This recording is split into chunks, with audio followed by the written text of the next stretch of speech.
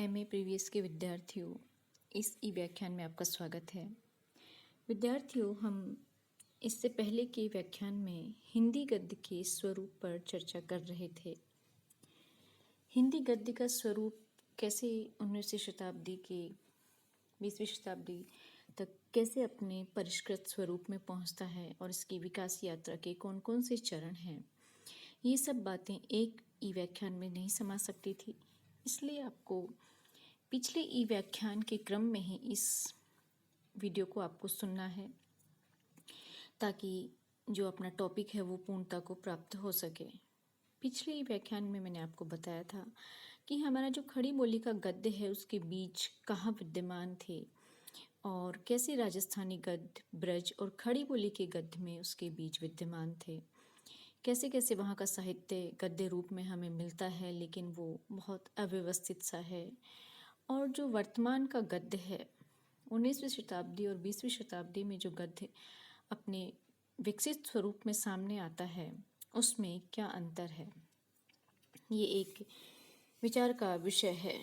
क्योंकि ब्रज राजस्थानी और का गद्य है वो किसी भी रूप में जो तर्का अनुमोदित वैचारिक विमर्श होता है उसको अभिव्यक्त करने में सक्षम नहीं था।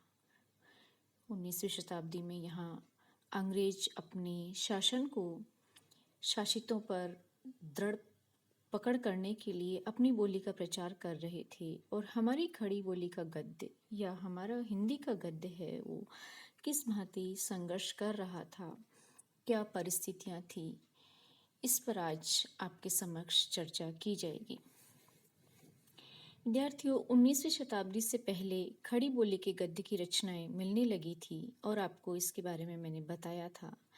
इसका यात्रा की जो पद चिन्ह है हमें सिद्धोनाथों की बानियों में, महाराष्ट्र, गुजरात, सिंध, उड़ीसा के संतों की रचनाओं में, हिंदी के निर्गुण कवियों के पदों पर अंकित है। 14वीं-15वीं शताब्दी में दक्षिणी हिंदी के गद्य में भी इसके नमूने प्राप्त होते हैं। इन नमूनों में येसुदराज का मिराजुल आशकीन और मुल्ला वजही का सबरस प्रमुखता से प्रमुख कृतियाँ हैं। मुल्ला वजही की भाषा बोलचाल के अधिक निकट थी। अब देखते हैं कि फोर्ट विलियम कॉलेज का खड़ी बोली के गद्य में क्या योगदान रहा है। खड़ी बोली शब्द जिसका हम प्रयोग करते हैं, ये शब्द फोर्ट विलियम कॉलेज जिसकी स्थापना 1800 ईस्वी में हुई थी, उसी की टकसाल से निकला है। सबसे पहले कॉलेज के भाका अर्थात भाषा मुंशी लल्लूजी लाल और सदल मिश्र ने इसका प्रयोग किया था।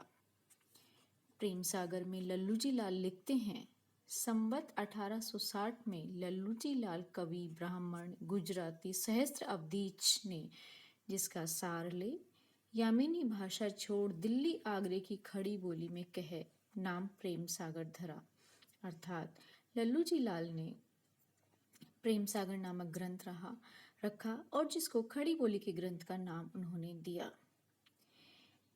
लल्लूजी लाल के साथ साथ सदल मिश्र भी इसी फोर्ट विलियम कॉलेज के भाका मुंशी थे, और उनका जो नासिकेतोपाख्यान नामक ग्रंथ है उसमें भी उन्होंने लिखा है कि अब संवत 1860 में नासिकेतोपाख्यान जिसमें चंद्रावली की कथा कही है, देववाणी में कोई समझ नहीं सकता, इसलिए खड़ी बोली में किया है। यहाँ सदल मिश्र का देववाणी से तात्पर्य है संस्कृत, और संस्कृत पढ़े लिखे उच्च वर्ग के हिंदुओं की भाषा थी, आम जन की भाषा नहीं थी।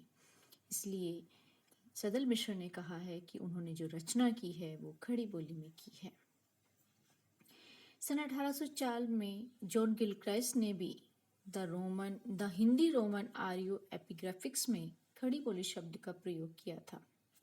तो विद्यार्थियों, हो सकता है कि ये दिल्ली आगरे की बोलचाल की भाषा को खड़ी बोली कहा जाता रहा हो और लल्लूजी लाल और सदल मिश्र ने इस शब्द को वहीं से उठाया हो।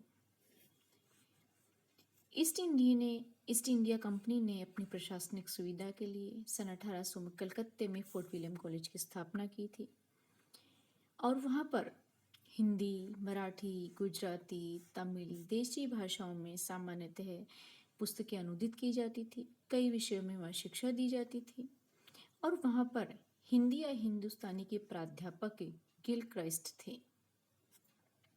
उर्दू के लिए अलग से मुंशी नियुक्त किए गए और भाका या हिंदवी के लिए अलग, अर्थात हिंदी और उर्दू इन दोनों के लिए उन्होंने अलग अलग शिक्षकों की व्यवस्था की। और इन्हीं भाका मुंशियों के रूप में हमारे दो प्रारंभिक हिंदी गद्यकार लल्लू जी लाल और सदल मिश्र हैं, जिनकी नियुक्ति फोर्ट विलियम कॉलेज में हुई थी। इस कॉलेज की स्थापना के प्रयास में अंग्रेजों ने बड़ी गलतफहमियां फैलाई थी।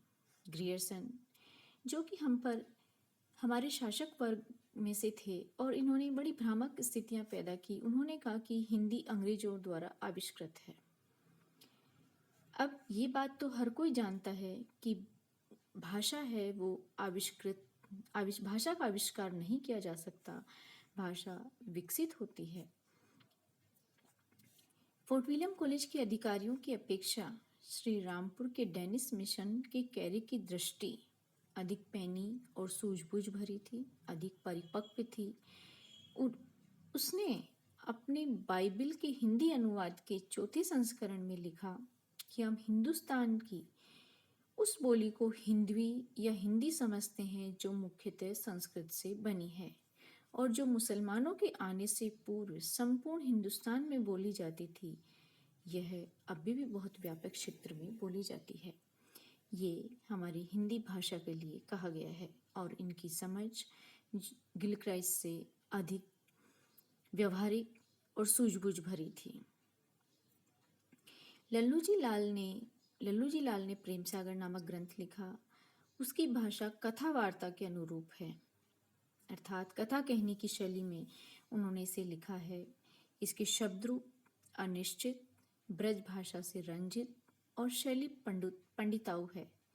दूसरे भाका मुंशी सदल मिश्र का जो नासिक के तो पाख्यान है, उस पर भी ब्रजी और भोजपुरी का प्रभाव है, किंतु सीधे संस्कृत से अनुदित होने के कारण हिंदी की प्रकृति के अनुरूप है। विद्यार्थियों, तो ये फोर्ट विलियम कॉलेज के दो शिक्षक सदल मिश्र और लल्लू जी लाल। अब हम देखते हैं कि फोर्ट विलियम के कॉलेज से बाहर भी हिंदी के लिए, हिंदी गद्य के लिए, खड़ी बोली के लिए बड़े प्रयास किए जा रहे थे, व्यक्तियों के द्वारा, संस्थाओं के द्वारा। अब हम उस पर विचार करते हैं। तो फोर्ट विलियम से कॉलेज के बाहर की जो हिंदी है, उसमें दो गद्य लेखकों का नाम बड़े सम्मान से लिया जाता है, मुंशी सदा सुखलाल और दूसरे इंशाअल्लाह खान। आप इनके नाम से भली भांति परिचित होंगे। सदा सुख राय कॉलेज के भाका मुंशियों से पहले ही गद्य की रचना प्रस्तुत कर चुके थे और इंशाअल्लाह खान भाका मुंशियों के समकालीन थे। तो अर्थात जो मुंशी सदा सुखलाल हैं, वो फोर्ट विलियम कॉलेज में जिन भाका मुंशियों के द्वारा, अर्थात लल्लू जी लाल के द्वारा, सदल मिश्र के द्वारा जो रचनाएं लिखी, उससे पहले भी वे गद्य में कार्य कर रहे थे, अपनी रचना कर रुके थे। तो वो इनमें सबसे वरिष्ठ हुए या पूर्व हुए। किंतु हिंदी गद्य की परंपरा को और पीछे खींच के ले जाने की प्रवृत्ति के कारण कुछ विद्वान गंग कवि की चंद छंद वर्णन की महिमा, राम प्रसाद निरंजनी के योग वशिष्ठ और दौलत राम के पद्म पुराण वचनिका का उल्लेख करते हैं। विद्यार्थियों, जो चंद छंद वर्णन की महिमा नामक पुस्तक है, ये अकबर कालीन मानी जाती है, किंतु ये ग्रंथ अब विवादित और अप्रामाणिक सिद्ध हो चुका है। और जो इसकी भाषा है वो हिंदी गद्य के निकट अवश्य है, लेकिन ये पुरानी रचना नहीं है। लगभग इसके लिए 18वीं शताब्दी से पहले की हिंदी ये नहीं हो सकती, ऐसा माना जाता है। अब देखते हैं कि राम प्रसाद निरंजनी का जो योग वशिष्ठ नामक ग्रंथ है, उसको भी शुक्ल जी ने अपने ग्रंथ में स्थान दिया है, लेकिन इसकी प्रामाणिकता भी खंडित हो जाती है। योग वशिष्ठ की एक प्रति पटियाला दरबार के पुस्तकालय में भी उपलब्ध है, किंतु इस प्रति में रामप्रसाद निरंजनी का नाम नहीं है। निरंजनी के भाषा योग वशिष्ठ कि भाषा का जो उदाहरण शुक्ल जी ने दिया है वह अमृतसर तथा पटियाला दरबार की प्रतिलिपियों में भी नहीं मिलती है। अतः योग वशिष्ठ के बारे में भी निश्चयात्मक रूप से कुछ नहीं कहा जा सकता है। भाषा योग वशिष्ठ की भाषा परवर्ती मालूम पड़ती है। इसी भांति पद्म पुराण का जो भाषा अनुवाद है जो दौलत राव ने लिखा, वो भी गुरुमुखी लिपि में योग वशिष्ठ की भाषा मुख्यतः वाक्य विन्यास से मिलता जुलता पता चलता है। अर्थात अब इन बातों से गंग की जो चंद छंद वर्णन की महिमा नामक पुस्तक है, योग वशिष्ठ है, पद्म पुराण वचनिका है, इनका गद्य देखने से, भले ये पुस्तकें प्रामाणिक हों, परवर्ती हों, लेकिन इनका गद्य देखने से एक बात तो स्पष्ट हो जाती है कि खड़ी बोली गद्य फोर्ट विलियम कॉलेज का चमत्कार नहीं है। इसकी परंपरा पहले से चली आ रही थी। मुंशी सदा सुख राय की रचनाओं के संबंध में विद्वानों में मतभेद हैं। लक्ष्मी सागर वासने ने अपने हिंदी साहित्य के इतिहास में ये भ्रम फैलाया कि इनकी पुस्तक का नाम सुख सागर है। वास्तव में इस नाम की इनकी कोई पुस्तक ही नहीं थी। ये हिंदी में सुख सागर उपनाम से लिखा करते थे और उर्दू में निसार नामक उपनाम से लिखते थे। लाला भगवान दीन और रामदास गौड़ ने एक पुस्तक संपादित की, हिंदी भाषा सार। उसमें सदासुख जी का एक निबंध सुरासुर निर्णय नामक निबंध संग्रहित है और संपादकों ने इस लेख का रचनाकाल 1783 में ठहराया है। अब सदासुख लाल की जिस भाषा का उदाहरण शुक्ल जी अपने हिंदी साहित्य के इतिहास में देते हैं, वह चाहे प्रामाणिक हो चाहे अप्रामाणिक, लेकिन सुरासुर निर्णय की भाषा है भले प्रामाणिक है, पर सदासुख लाल जी की भाषा के संबंध में शुक्ल जी का निष्कर्ष है, भाषा के संबंध में जो निष्कर्ष है वो ठीक है, उचित है। उन्होंने कहा है कि मुंशी जी ने यह गद्य न तो किसी अंग्रेज अधिकारी की प्रेरणा से और न किसी दिए गए नमूने पर लिखा है। वे एक भगवत आसक्त आदमी थे और अपने समय में उन्होंने हिंदुओं की बोलचाल की जो शिष्ट भाषा चारों ओर पूर्वी प्रांतों में प्रचलित पाई गई, उसी में रचना की थी। स्थान स्थान पर शुद्ध शब्द संस्कृत शब्दों का प्रयोग करके और उसमें साहित्यिक रूप का पूर्ण आभास इसमें दे दिया गया था। वे खास दिल्ली के रहने वाले थे और उनके गद्य में कथावाचकों, पंडितों और साधु संतों के बीच दूर दूर तक प्रचलित खड़ी बोली का रूप रखा, जिसमें संस्कृत शब्दों का पुट बराबर था। इसी संस्कृत मिश्रित हिंदी को उर्दू वाले भाका कहते थे या भाषा कहते थे। सदासुख लाल जी की भाषा के संबंध में जो शुक्ल जी का ये मत है कि इसमें पूर्वी प्रांतों की प्रचलित भाषा संस्कृत के तत्सम प्रधान शब्दाओं को मिलकर की जो बनी हुई साहित्यिक रूप था, वो भाषा थी, भाखा थी, हिंदी थी, हिंदवी थी, खड़ी बोली थी। अब इसी समय में एक दूसरे लेखक आते हैं, इंशाअल्लाह खान। उदयभान चरित या रानी केतकी की कहानी उन्होंने हिंदी गद्य के लिख करके उन्होंने हिंदी गद्य के विकास में महत्वपूर्ण योगदान दिया। इंशाअल्लाह खान लल्लू जी लाल और सदर मिश्र के समसामयिक थे। यद्यपि उनकी रानी केतकी की कहानी की रचनाकाल के समय में निश्चयात्मकता नहीं है, पर इतना कहा जा सकता है कि ये 1800 से 1808 के बीच में लिखी गई होगी। इंशाअल्लाह खान का जन्म मुर्शिदाबाद में हुआ था और ये उर्दू फारसी के गंभीर विद्वान थे। फारसी में लिखी हुई उनकी पुस्तक दरियाई लफासत बहुत प्रसिद्ध है, किंतु हिंदी साहित्य में उनका महत्व रानी केतकी की कहानी के लिए है और ये लखनऊ में लिखी गई और इसकी भाषा के संबंध में स्वयं इंशाअल्लाह खान का वक्तव्य है। ध्यान से सुनिए। उन्होंने कहा है, एक दिन बैठे बैठे ये बात ध्यान में चढ़ी कि कोई कहानी ऐसी कहिए कि जिसमें हिंदी की छुट्टी किसी और बोली का पुट न मिले। अर्थात बैठे बैठे इंशाअल्लाह खान को एक दिन ध्यान आया कि एक ऐसी कहानी रची जाए जिसकी भाषा शुद्ध हिंदी हो और उसमें किसी अन्य बोली और शब्दों के पुट ना हो। और उसमें कोई गंवारी बोली के शब्द बीच में न आए, ऐसा उन्होंने विचार अपने उनके मन में आया। उन्होंने कहा कि हिंदीपन भी ना निकले और भाकापन भी ना हो। भले अच्छे लोगों से अच्छे आपस में बोलते हों, ज्यों का त्यों वैसे ही सब डोल रहे और छांव किसी और की न हो, यही होने का। और उन्होंने यह कहकर के रानी केतकी की कहानी रची। तो विद्यार्थियों, सच तो यह है कि आरंभिक हिंदी को गद्य का रूप देने का, एक स्वरूप देने का या उसके विकास में योगदान देने के हिंदी गद्य के 4 हमारे लेखक हैं। चारों के नाम ध्यान से सुनिए। सदासुख राय, इंशाअल्लाह खान, सदल मिश्र और लल्लू जी लाल। इनमें सदल मिश्र और लल्लू जी लाल फोर्ट विलियम कॉलेज से संबंधित थे और ये 2 फोर्ट विलियम कॉलेज से बाहर थे। तो इन 4 महान लेखकों या रचनाकारों ने हमारे हिंदी गद्य के स्वरूप के निर्मित होने में, उसके निर्माण होने में, उसके विकास में अप्रतिम योगदान दिया।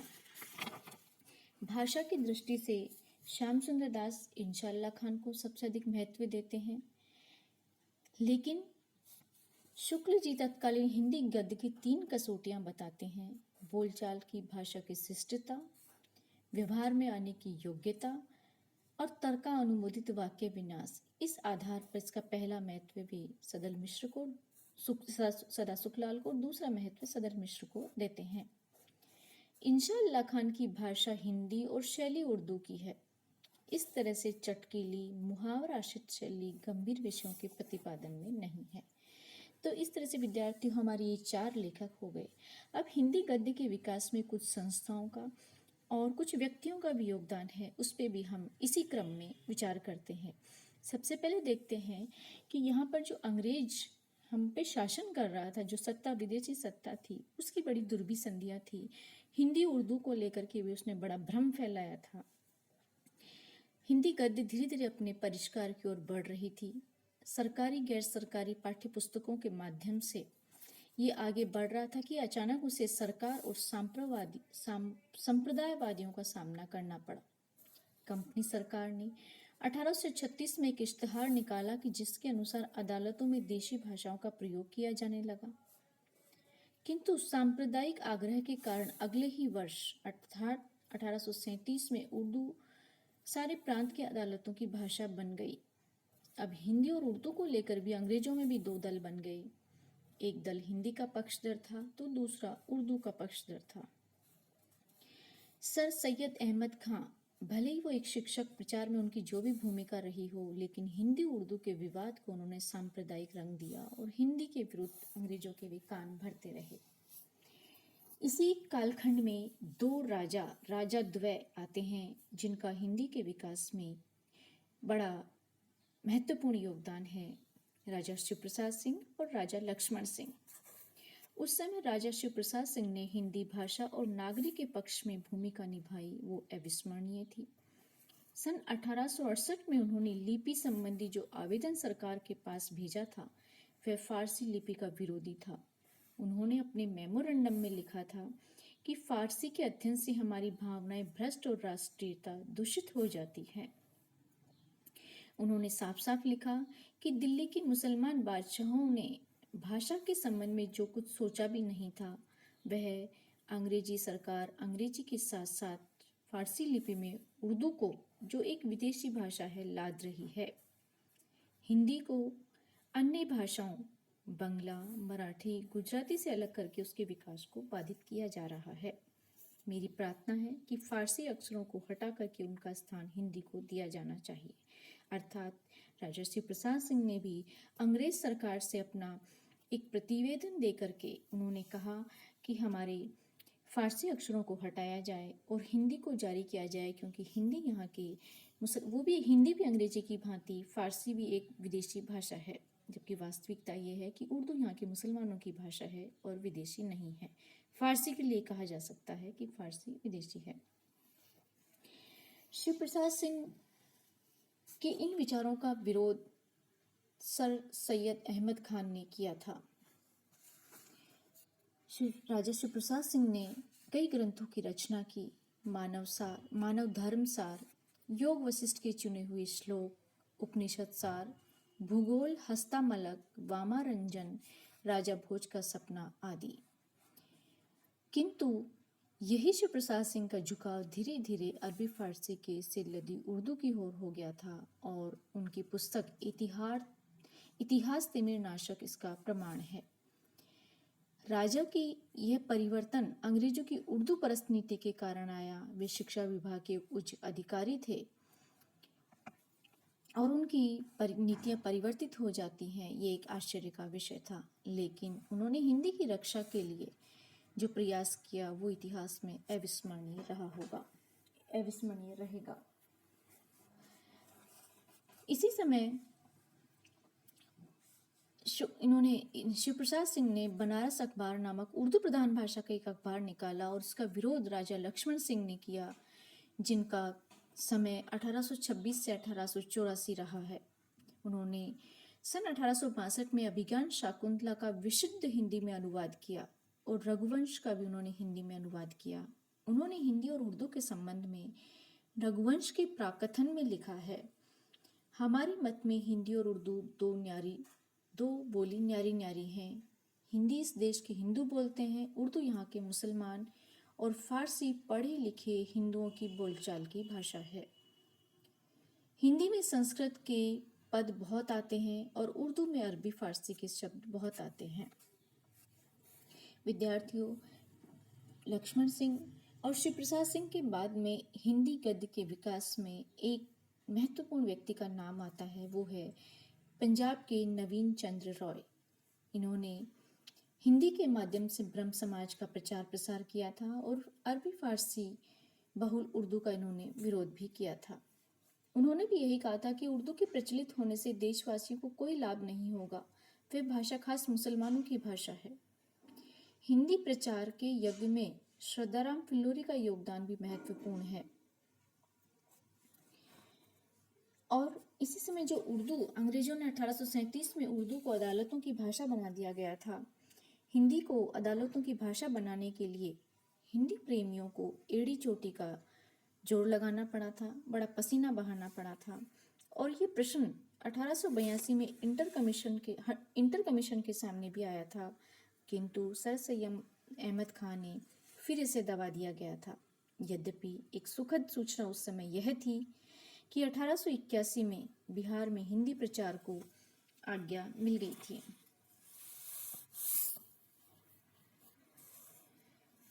उर्दू लिपि के कारण एक बार एक अंग्रेज अधिकारी को धोखा हुआ। मुकामा घाट पर उसने कश्तियां तैयार करने की आज्ञा दी थी, बिहार के एक अंग्रेज अधिकारी, और उस किश्तियों को कसबी पढ़ लिया गया था। जब अंग्रेज अधिकारी या नाव पार करने के लिए आए तो वहां उन्होंने देखा कि किश्तियों के स्थान पे कसबियां खड़ी हैं। कसबियां अर्थात सजी संवरी नाचने वाली स्त्रियां, और इसके फलस्वरूप फारसी लिपि हटा दी गई थी। नागरिकी प्रचार के लिए कई आवेदन लिखे गए, बहुत से आंदोलन छेड़े गए, कई संस्थाएं बनी, कई पुस्तिकाएं भी प्रकाशित की गई। इसी क्रम में इसी उद्देश्य से सन 1893 में नागरिक प्रचारणी सभा की स्थापना की गई और